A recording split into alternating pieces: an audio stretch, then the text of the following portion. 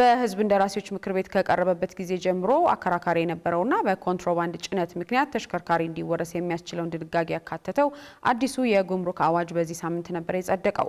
ምክር ቤቱ በ24ኛ መደበኛ ስብሰባው የጉምሩክ አዋጅን እንደገና ለማሻሻል የቀረበ ረቂቅ አዋጅን መርምሮ ባጸደቀበት በዚህ ወቅት የተሽከርካሪ ባለቤት በድርጊቱ ተሳታፊ ባልሆነበት ሁኔታ ንብረቱ ሊወረስ እንደማይገባም ተነስቷል። የኮንትሮባንድ ተሽከርካሪዎች ከህግ አካል ለማምለጥ የተለያዩ ነገሮች የተገጠሙላቸውና በዚህ ተግባር ላይ የተሰማሩ መሆናቸው ከተረጋገጠ ብቻ እንደሚወረሱ ተነግሯል። ዳግማዊ ደረጃ ተጨማሪ አላት። የህዝብ እንደራሴዎች ምክር ቤት በዚህ ሳምንት ባካሄደው 24ኛ መደበኛ ስብሰባ የጉምሩክ አዋጅን እንደገና ለማሻሻል የቀረበ ረቂቅ አዋጅን መርምሮ አጽድቋል። ረቂቅ አዋጁ በዘርፉ ኢትዮጵያ ከፈረመቻቸው ዓለም አቀፍ ስምምነቶች ጋር የተጣጣመ እንዲሆን የሚያስችል ነው የተባለ ሲሆን በጉምሩክ አሰራር ውስጥም ፍትሐዊነት እንዲረጋገጥ ምቹ ሁኔታን የሚፈጥር ነው ተብሏል። የጉምሩክ አዋጁ በርካታ ማሻሻያዎችን ያስቀመጠ ሲሆን ከነዚህ መካከል አስመጪዎችና ላኪዎች በባህር እንዲሁም በየብስ የሚያስገቧቸውን ዕቃዎች በመጋዘን የሚቆዩበት ጊዜ ከ15 ወደ 45 ቀናት፣ በአየር የሚገቡበት ደግሞ ከ10 ወደ 30 ቀናት እንዲያድግ ያደረገ ነው። በተጨማሪም አስመጪዎች ላስገቧቸው ዕቃዎች ሙሉ ቀረጥ በአንዴ ለመክፈል የገንዘብ እጥረት ካጋጠማቸው ቀረጥ የከፈሉበትን የዕቃ መጠን ብቻ ለይተው በክፍልፋይ እንዲያወጡ የሚፈቅድ አዲስ አሰራርም የዘረጋ ነው። የውጭ ምንዛሬ ተመን አወሳሰን ላይም የቀረጥ ስሌት የሚከናወነው ወደ ሀገር ቤት የገባው ዕቃ በጉምሩክ ተመዝግቦ ተቀባይነት ባገኘበት ቀን ብሔራዊ ባንክ በሚያወጣው የምንዛሬ ተመን መሰረት እንዲሆንም ተደንግጓል። ሌላው አንድ አስመጪ በጉምሩክ ውሳኔ ላይ ቅሬታ ካለው ይግባኝ ማለት የሚችለው ክርክር ያስነሳበትን ቀረጥና ታክስ 50 በመቶ አስቀድሞ መክፈሉ ሲረጋገጥ ብቻ እንደሆነም አስፍረዋል። ይህ አዋጅ በጸደቀበት ወቅትም በአሁኑ ወቅት የኮንትሮባንድ ንግድ ካለፉት ጊዜያት ጋር ሲነጻጸር እያደገ መምጣቱን የገለጹት የፕላን በጀትና ፋይናንስ ጉዳዮች ቋሚ ኮሚቴ ሰብሳቢ ደሳለኝ ወዳጆ ይህንን ሊያስቆም የሚችል ጠንካራ አዋጅ መሆኑንም ነው ያነሱት። ኮንትሮባንድ በየጊዜው እንትኑ እየጨመረ ነው ያለው። በአጋጣሚ ያው እሱን ስለምንመራኛ በየአመቱ አስደንጋጭ ነው የሚጨምረው የኮንትሮባንድ። የ9 ወር ግምገማ ባለፈው ጉምሩክን ገምግመን ነበር። ከዛሬ አመቱ ጋር ለማነጻጸር ሞክረናል። ከዛሬ 3 አመትና 4 አመት ከነበረው ጋርም ለማነጻጸር ሞክረናል። 2 ቢሊዮን 3 ቢሊዮን የነበረ የኮንትሮባንድ የሚያዘው ባለፈው አመት 15.5 ቢሊዮን ነው በኮንትሮባንድ። በዚህ አመት የ9 ወሩ 20.5 ቢሊዮን ነው። እጅግ አደገኛና ፈጣን እድገት እያመጣ ነው ያለው። ይሄንን የሚስተዋለውን የኮንትሮባንድ እንቅስቃሴ ለማስቆም ይረዳል የተባለውና ረቂቁ ለምክር ቤቱ ከቀረበ ጊዜ ጀምሮ በተለያዩ መድረኮች ላይ አከራካሪ የነበረው የኮንትሮባንድ ንግድ ላይ የተሰማሩ ተሽከርካሪዎች እንዲወረሱ ለማድረግ የቀረበው ድንጋጌም በምክር ቤቱ ተነስቷል። ማጓጓዣው የኮንትሮባንድ ዕቃ ጭኖ የተገኘ ከሆነ የተሽከርካሪው ባለቤት የገንዘብ ሚኒስቴር የሚያወጣው መመሪያ በሚወሰነው መሰረት እንደ ነገሩ ክብደት እንዲሁም እንደ ጭነቱ መጠን በገንዘብ መቀጮ ወይም ማጓጓዣውን እስከ መውረስ ሊያደርስ በሚችል ቅጣት ሊቀጣ ይችላል። በዚህ ወቅትም በኮንትሮባንድ ጭነት ምክንያት ተሽከርካሪ እንዲወረስ የሚያስችለው ድንጋጌ የተሽከርካሪው ባለቤት በድርጊቱ ተሳታፊ ባልሆነበት ሁኔታ ንብረቱ ሊወረስ እንደማይገባ ከምክር ቤቱ ሀሳብ ቀርቧል። መንግስት በኮንትሮባንድ የገባውን ዕቃ መውረስ አይበቃውም ወይ? በቂና ተመጣጣኝ ውሳኔ አይደለም ወይ? ምክንያቱም አሽከርካሪዎችና ባለቤቶች በኢትዮጵያ ኮንቴክስት የተለያዩ ናቸው።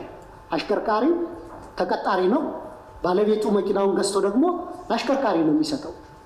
ስለዚህ አሽከርካሪው በሚያጠፋው ጥፋት ባለሀብቱ ተጠያቂ እንዲሆን ማድረግ ፍትሐዊም አይደለም፣ ተመጣጣኝ ቅጣትም አይደለም። በሀገር ላይ ከፍተኛ የቫልዩ ቼን ዲስራፕሽን፣ የሎጂስቲክስ ዲስራፕሽን በመፍጠር የሸቀጦችን የዋጋ ንረት ሊፈጥር የሚችልና መንግስትም ሊቆጣጠረው ማይችለው ከፍተኛ የሸቀጦች ቀውስ ሊፈጥር ይችላልና ቢታሰብበት ይህ ነገር ከአዋጁ ቢወጣ። ለተነሳው ጥያቄ ማብራሪያ የሰጡት የፕላን በጀትና ፋይናንስ ጉዳዮች ቋሚ ኮሚቴ ሰብሳቢው የኮንትሮባንድ ተሽከርካሪዎቹ ከህግ አካላት ለማምለጥ የተለያዩ ነገሮች የተገጠሙላቸውና በዚህ ተግባር ላይ የተሰማሩ መሆናቸው ከተረጋገጠ ብቻ እንደሚወረሱ ነው የተናገሩት። በአንድ ነገር የተገጠመለት አገልግሎቱ ለኮንትሮባንድ የሆነ ከተረጋገጠ ይሄ እንዳለ ተሽከርካሪ ይወረሳል። ነገር ግን ደግሞ በስህተት በሹፌራችሁም በተለያየ መንገድ ወይም የዛሬን ምስኪ አመልጥ እንደው ብሎ ለመቀመስ የገባም ካለ እሱ አስተዳደራዊ ቅጣት ይቀጣል ነው።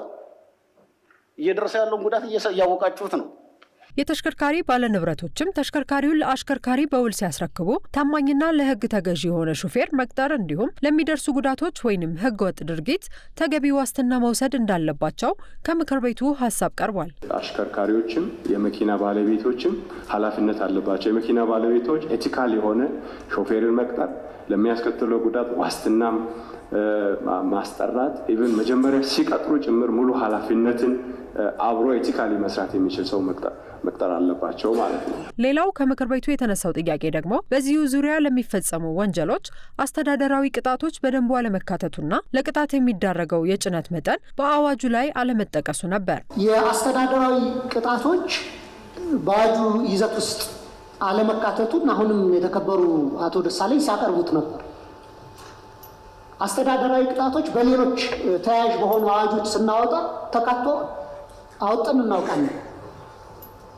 ስለዚህ በዚህ ሁኔታስ አስተዳደራዊ ቅጣቶችን ዲስክሪሽናሪ በሆነ መንገድ ለገንዘብ ሚኒስቴር እንዲተው የተደረገበት መንገድ ለምንድን ነው? እንደ ጭነቱ መጠን ሲባልስ ምን ያህል ሰብጀክቲቭ ነው? ይሄ ተወስኖ ከሆነ እና ምናልባት አምልጦ ከሆነ መልካም ነው። በተረፈ ጭነቱ መጠን 100,000 ሲሆን ነው 200 ሚሊዮን ሲሆን ነው የኮንትሮባንዱ መጠን። ይሄ ተወስኖ በመመሪያ ምናምን ተወስኖም ከሆነ በደንብ ክሊር ቢደረግ ነው። ስለዚህ ሶስተኛ ወገን ወይም ባለቤቱን የሚጎዳ ነው። ይሄ ወንጀሉን የፈጸመው ሌላ ነው። ወንጀል ደግሞ ተላላፊ በሽታ አይደለም።